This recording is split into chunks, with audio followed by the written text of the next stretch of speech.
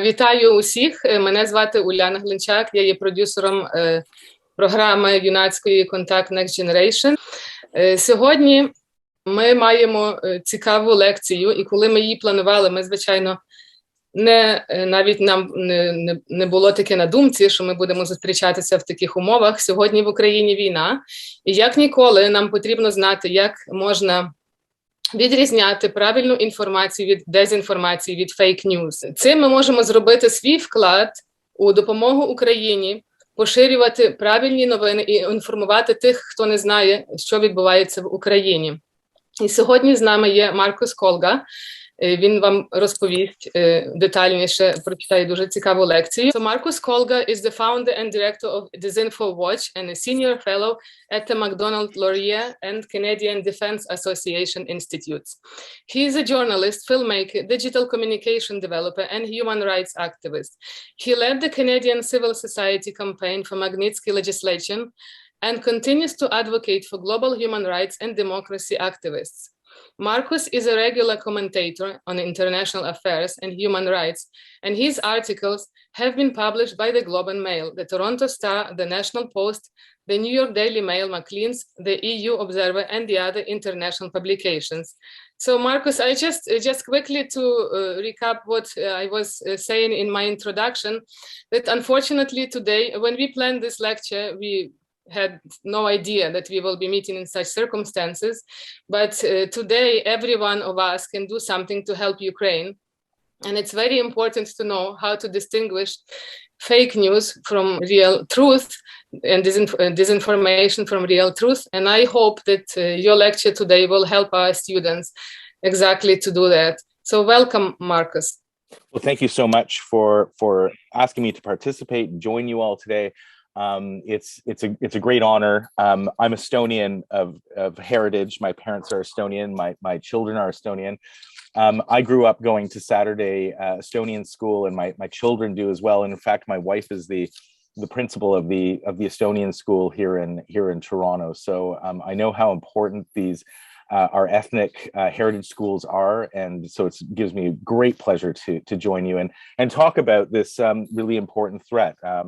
What Ukraine is going through right now, what your community is going through and has been going through, and how Russian information operations, this is fake news or disinformation, how it's targeting Ukraine and the community right here, because you as a community are being directly targeted by that. So thank you so much for allowing me to talk to you about this important issue today. Thank you, Marcus, for being with us. In the end, when Marcus finished, you can ask questions, post them in the chat or raise your hand, and Marcus will be happy to answer that. And Oksana Levitska, our principal, will be monitoring the questions. Thank you very much, Marcus. Go ahead. I'm going to give you a bit of an overview of what disinformation is, what influence operations look like, and all of this we term as cognitive warfare. This is sort of an attack on how we think about things, our psychology, our understanding of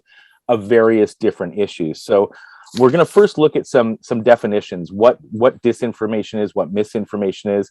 We're going to look at why we're under attack, who's attacking us, what the goals and what the outcomes are, why governments and individuals might be attacking us, how they're attacking us, what kind of narratives, what kind of stories do they use, and what kind of lies, more specifically, do they use to attack us.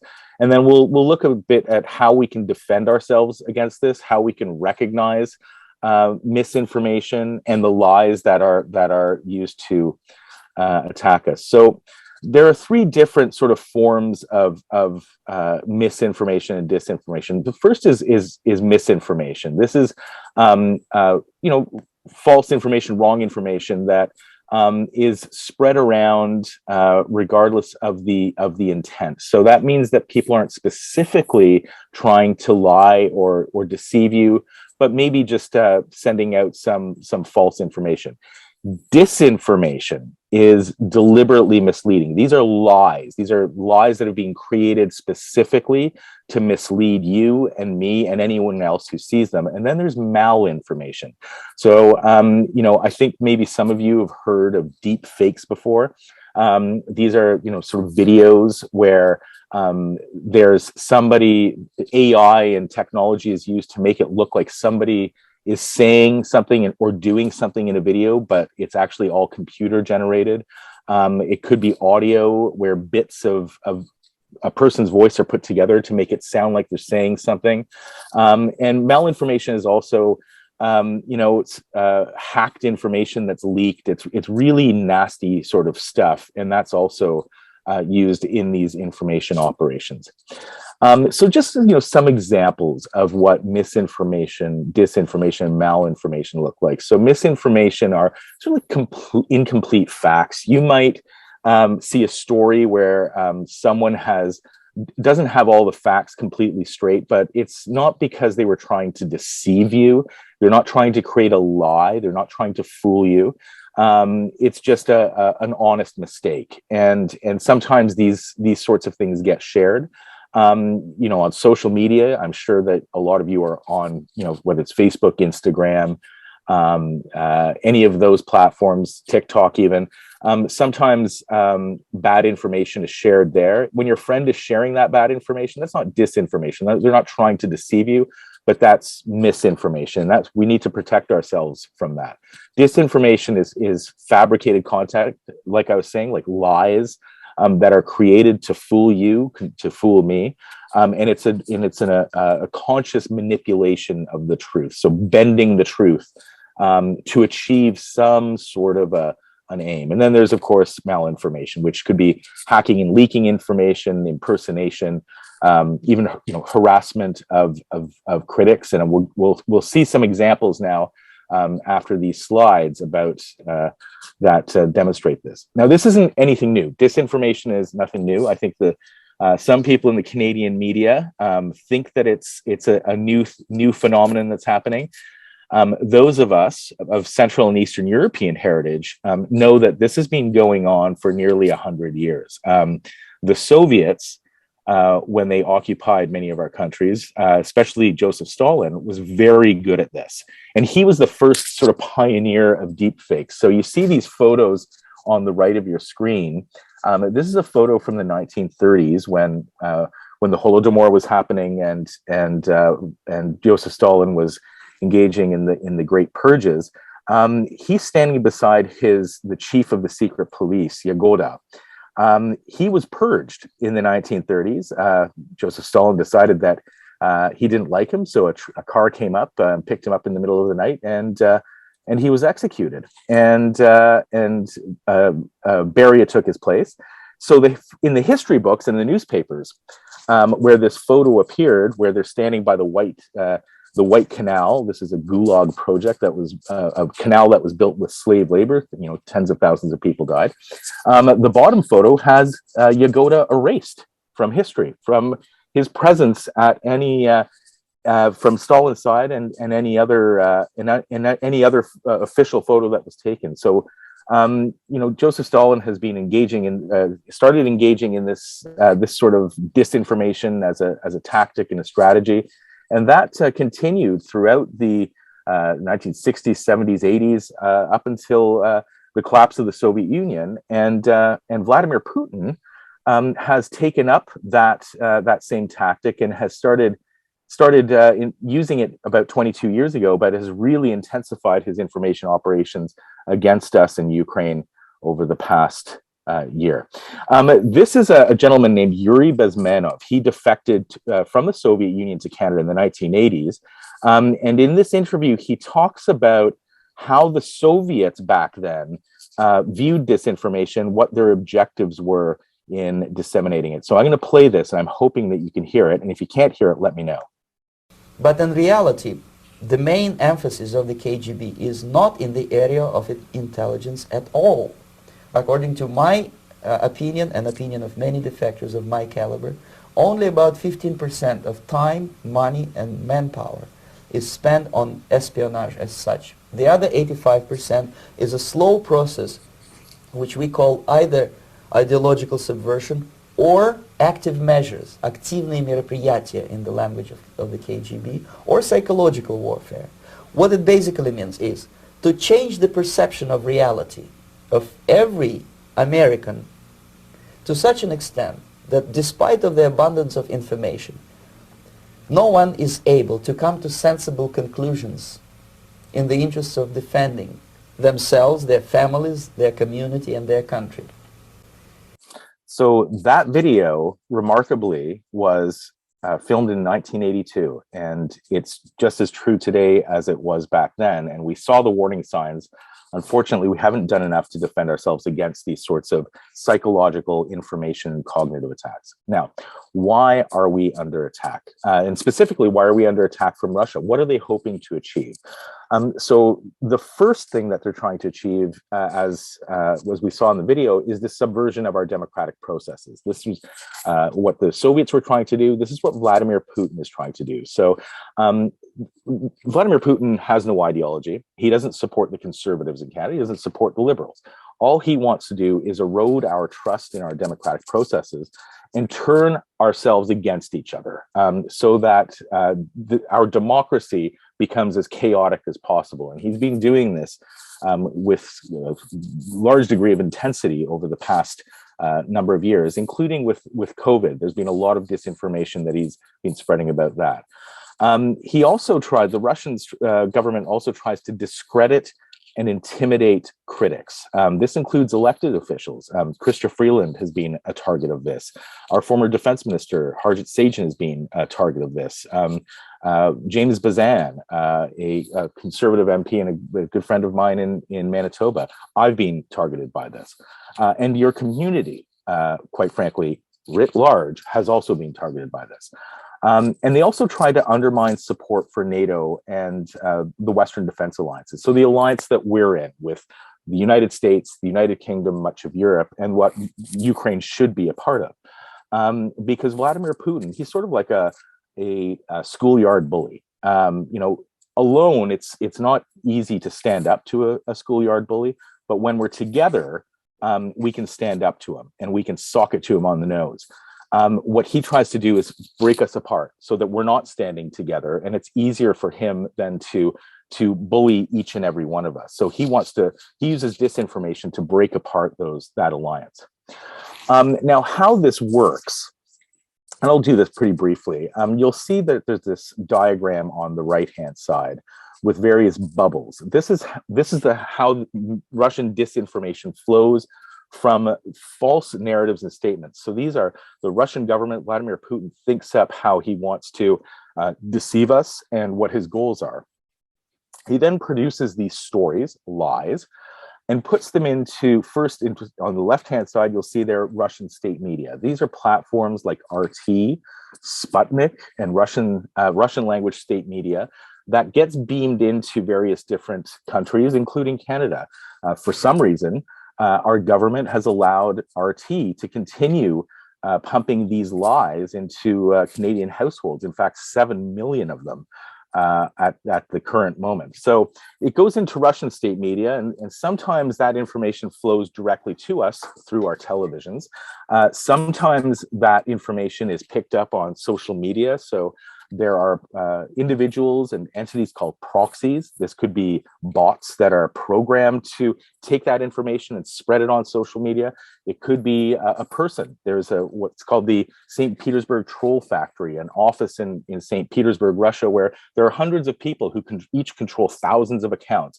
And they will take those narratives and push those out as well. Once they get out into social media, they go all over the place. And a information operation becomes successful when it comes to us. When we start seeing it and our neighbors and our friends at school start seeing it, that's when we have a real problem. And Russia so far has been very effective at doing that. So who are the targets of this disinformation? So as I mentioned earlier, the critics and leaders, activists are often targets. On the left, you see Chrystia Freeland, as I mentioned before, being targeted by one of these narratives. And we've seen this narrative about Ukrainians being Nazis, and this is something we'll examine a little bit more later as well. This is a narrative that's being promoted by the Kremlin for a number of years. Here's a video that was produced by a report that was produced by Global News specifically about this issue. Records labeled secret detail how cyber influence tried to ruin reputations. Subtle and overtly racist comments about Defense Minister Harjit Sajjan consistently appeared across Russian language media in response to Canada's NATO mission in Latvia. In one case, when Sajjan attended a conference in Latvia, he was described as a large, swarthy man in a big black turban. As for then Foreign Affairs Minister Chrystia Freeland, in 2017 there was a flurry of media coverage about her grandfather's role as editor of a Nazi-controlled Ukrainian language newspaper in occupied Poland. The intelligence documents say while domestic sources reported on the facts, pro-Russian media pushed the narrative to suggest that Freeland's family immigrated to Canada as part of a wave of Nazi collaborators. It's interesting to see the fact that the government is attributing these Russian actions to the policies that Freeland and Sajjan were effectively putting forward. That, they felt that this was an effective strategy to kind of counter or perhaps even punish these two ministers because they were seen as effectively taking anti-Russia positions. Freeland did not respond to multiple requests for comment. We are very concerned about the foreign influence in all of our public institutions. So you can see there are two narratives. Harjit Sajjan's appearance was used in that disinformation operation to try and discredit Canadians and our troops that are serving in the NATO mission in Latvia to incite some fear that he was actually a Muslim general leading an army of jihadists. And of course, the narrative about the very false narrative about the deputy prime minister now is intended to discredit her and silence her voice on important issues. Going back to that story about Minister Sajjan, the Russian government has targeted our mission specifically in Latvia, our NATO mission, and that's going back to that goal of breaking apart NATO. And so they target that mission in Canada in various different forms. So on the left, you'll see a Russian-controlled state media that was based in Latvia. This is a story about our mission there, and there's a suggestion that this gentleman, well, I can't call him a gentleman because he's a convicted murderer, Russell Williams, he was a general in the Canadian Army. They used photos of him when he was preying on women to suggest that he was leading a gay Canadian Army to literally homosexualize Latvia. I mean, it's a crazy narrative. It sounds crazy to us, but this is what Russian state media tries to put out. There are other narratives here. These are produced by a Canadian outlet. The middle one is Hitler's foot soldiers, Latvia's Nazis are the pride of the country, says defense minister. There's a picture of Latvia's defense minister, and the article seems to suggest that Latvia's government is pro-Nazi. I know Artis Pabriks. He is the Latvian defense minister. He's not a neo-Nazi. He's not even close to being a Nazi. He's a Democrat and a very, very good man who fights against fascists, including the Russian government. But this article is intended to sow doubts among Canadians about our mission in Latvia. And then, of course, there's another article here, mission in Latvia, waste of cash and resources. So it's, again, you can see the intent of trying to undermine Canada's, the trust that Canadians might have in our mission and in NATO. Some narratives target journalists and critics. Here, very briefly, is an email that I received personally after I wrote a paper called Stemming the Virus. This is a study of how Russia targets Canada with disinformation.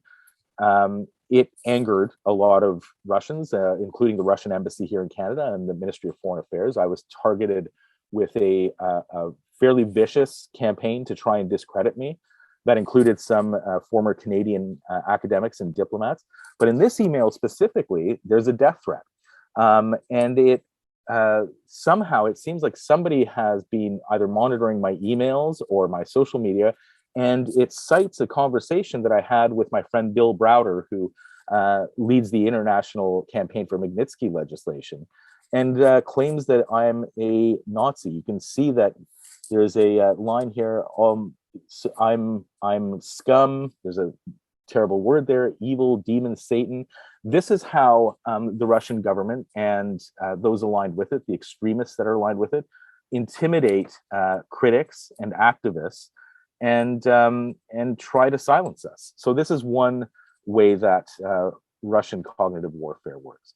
Now, let's dive a little bit deeper into the Nazi narrative, because this is a narrative that was used by the Soviets to target the Ukrainian community, but also more broadly the Central and Eastern European community. My grandparents, who fled with my parents when they were infants from Estonia in 1944, they were called Nazis because they fled the Soviets. Anyone who fought against the Soviet occupation, whether it was the Soviet occupation of Ukraine, Estonia, Latvia, Lithuania, Georgia, anyone who was critical of the Soviets was also targeted as a Nazi. And now Vladimir Putin, as we've seen, has readopted this narrative. So let's watch this very good report on the National from a couple of years ago by my friend Chris Brown, who talked about how Russian media uses this narrative. Dmitry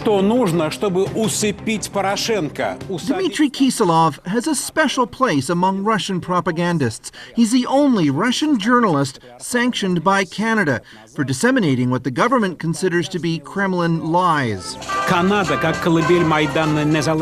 And for his first primetime show of 2019, he zeroed in on Canada and its 1.5 million strong Ukrainian community. They're the ones that dictate Canadian foreign policy, said the woman who's listed as a director of the Russian Congress of Canada, a group seen as being very pro-President Vladimir Putin. Kiselov's program visited a Ukrainian cemetery in Oakville. It's filled with the graves of Ukrainians who fought with the Nazis against Russia during the Second World War, which appeared to be the central theme, that Ukrainian Nazi descendants hold political power in Canada. Foreign Affairs Minister Chrystia Freeland and Liberal MP Boris Shizhnevsky and his family, dressed in their traditional Ukrainian vyshyvankas, were singled out. And it was seen as a sign of, oh my goodness, see, we told you, they're infiltrating, it's just ludicrous. Controlling Ukraine is central to Putin's goal of making Russia a global superpower again, says Shizhnevsky. So you can see how they use this narrative. It's crazy, it's false, it's a complete lie, to try and paint all of us, not just the Ukrainian community, as being neo-Nazis. And by doing that, the hope for the Russian embassy in Canada and its friends here in Canada is that the Canadian government won't listen to us. And so let's look at some of these narratives that Vladimir Putin tries to share here, including that we are all Nazis and the Ukrainian community are all Nazis. One of the top ones that we've been seeing over the past, since 2014 and more so recently, is that the Maidan movement was actually a Western-sponsored coup movement to overthrow the rightful government in Ukraine. That's a lie. That's completely false. And we can hear Vladimir Putin in his rather unhinged speeches continuing to promote this lie. Of course, that narrative is supposed to support his view that the Ukrainian government is illegitimate. We've heard him say this over and over again. In an essay that he produced a few months ago, he suggested that Ukraine isn't a real country, that that it was made up. He said in his unhinged speech earlier this week that Ukraine was made up by Vladimir Lenin. That's a lie. It's an outrageous lie, in fact. He suggests and tries to get the Western world and media to believe that Crimea legitimately voted to leave Ukraine. It didn't. It was a fabricated vote. It was rigged, and it was illegal. He tries to suggest that the crisis in Donbass is a civil war somehow, that there are that these are Ukrainians fighting each other. The fact is that the Russian combatants there since 2014 are former members of Russia's military, members of Russia's FSB and various intelligence communities, and they are paid militias, Wagner militias. Wagner is a private military group that gets paid by the Russian government to go around and destabilize Donbass. It's engaged in mass atrocities in Africa and in Syria. They're really an extremely evil group that engages in human rights abuses. He suggests that Ukraine is run by a Nazi militia. That's also untrue, but it's part of that longer sort of lie that he's trying to create about Ukraine and the broader Central and Eastern European communities. There's the suggestion, of course, that Canada's foreign policy is controlled by the Ukrainian community. That would be great. I would be really super happy if the Ukrainian community did control our foreign policy. It doesn't.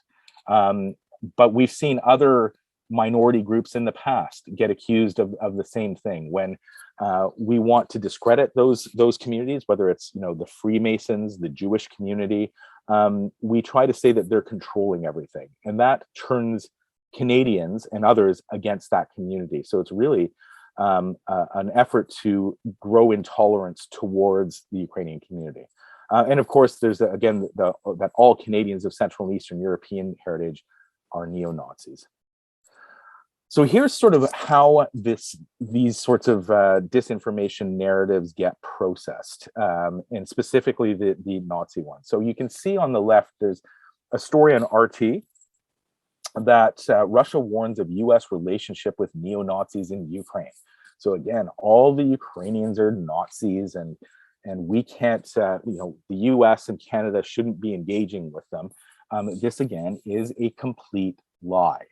Unfortunately, once a story like that gets published on state media, so RT, for most Canadians, when they go to RT, they see a news site that looks a lot like the CBC or CNN or BBC, and because it looks professional, they trust it. And so that's one problem with RT, that it's a state media, so it legitimizes these crazy lies. From there, unfortunately, some Canadian journalists might pick up on those narratives. This is from the National Post, where a columnist has written that Canadian officials honor Nazi collaborators in Ukraine angering Jewish groups. This is the Canadian Ambassador Vostruk, at a memorial at an event, but that entire event takes elements of Russian disinformation and spins them into a completely different story. And really, what this columnist is doing is, unfortunately, probably unwittingly, amplifying those narratives. Now, in the very worst case scenario on the right, you see a member of parliament, Leah Gazan. She's a Winnipeg area member of parliament. Maybe some of you are in Winnipeg right now. She tweeted on January 23rd, after the Canadian government made a commitment to send some funding to Ukraine. She tweeted this. She writes, as a descendant of a Holocaust survivor, the Canadian government's $120 million of funding to an anti-Semitic, neo-Nazi, and fascist militia is horrifying. The rise of white supremacy and fascism is real. Time to stop the cowboy politics. And so she's repeating the claim that the Ukrainian government is somehow neo-Nazi or fascist, and not even legitimate. It's a militia. And she doesn't seem to want to acknowledge the fact that the Ukrainian president is himself Jewish and that the government is democratically elected. So when she tweets out this sort of disinformation to all of her followers, she further legitimizes these false narratives and helps create more intolerance towards the Ukrainian community and misunderstanding, and creates a complete fog and confusion about what's actually happening.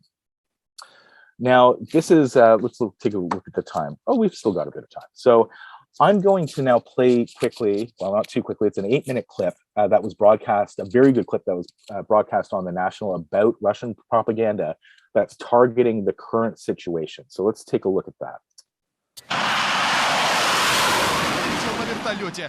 Vladimir Putin has closed down almost all the independent TV outlets in Russia, stifling any dissenting voices. Instead, Russians can watch a niche channel called Star TV that is owned and operated by the Russian military,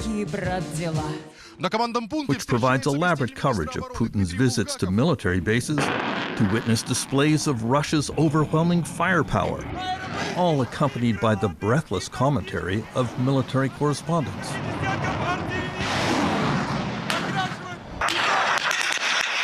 All this is designed to show that Putin has rebuilt the military back to superpower status, that the Russian state can impose its will as required. At the same time, Putin started laying the groundwork for his present Ukraine offensive with a softer approach to propaganda. It began last July with an astonishing 5,000-word personal essay in Russian newspapers that reviewed 1,000 years of Russian history, from the time of Saint Vladimir, founder of the Russian Orthodox Church. The modern Vladimir strongly argued that all Russian speakers were part of one great nation, suggesting that Ukraine was not a real country and even that the Ukrainian language was not a real language. Konstantin Egert, a Russian journalist living in Lithuania, was taken aback by the Putin article. And what we saw happening in the last months actually only proves that Putin, with his Ukraine article, was not joking. He was not just musing about old history. It was his warning to Ukraine and to the world. Now comes the angry Putin speech Monday that put a similar message in a much more threatening manner. Вся ответственность за возможное продолжение кровопролития будет целиком и полностью на совести правящего на территории Украины режима. American Anne Applebaum has written numerous books about Russia and Ukraine. Putin's speech was an ahistorical rant, a kind of very strange and very convoluted version of Ukrainian and Russian history, which was designed to demonstrate to a Russian audience that Ukraine doesn't exist, that it's not a country, it's not a real country, and it can be eradicated. One of the recurring themes from Vladimir Putin, constantly repeated on Russian TV, is that the present Ukrainian government, despite being led by a Jewish president, Volodymyr Zelensky, is somehow a pro-Nazi regime. What he wants to say is that the Ukrainian people, they are good people. In fact, they are Russians like us. And they need to be liberated from this horrific regime which is run by the proto-Nazis in cahoots with the West. That Nazi theme is picked up on popular Russian programs like this one on the most popular channel, where host Vladimir Zolovyov treats his Ukrainian guests with undisguised hostility. Идиоты! Вы идиоты! У нас гражданская война! Зачем нам останавливать, если на наших глазах ваша нацистская дегенеративная власть разваливается? Most Russians believe that the West and Ukraine are to blame for the current crisis, probably up to 60%. And this is a result of a constant stream of propaganda programs over the last 8 years on Russian television. Mr. Putin picked up another of his favorite themes in his recent press conference with the German Chancellor Olaf Scholz, that the Ukrainian government is exterminating Russian speakers in eastern Ukraine. То, что происходит на Донбассе сегодня, это и есть геноцид. Спасибо. Well, Putin is using one of his traditional devices. He tells a blatant lie to the face of a Western leader, knowing that this is a lie, and knowing that the leader knows that this is a lie. And then he tells whoever it is, Scholz or Biden or Boris Johnson, disclaim it. Explain why it's not so. Once again, the Putin genocide theme is given a loud echo from his acolytes on Russian TV. Мы что должны ждать? Пока там будут концлагеря?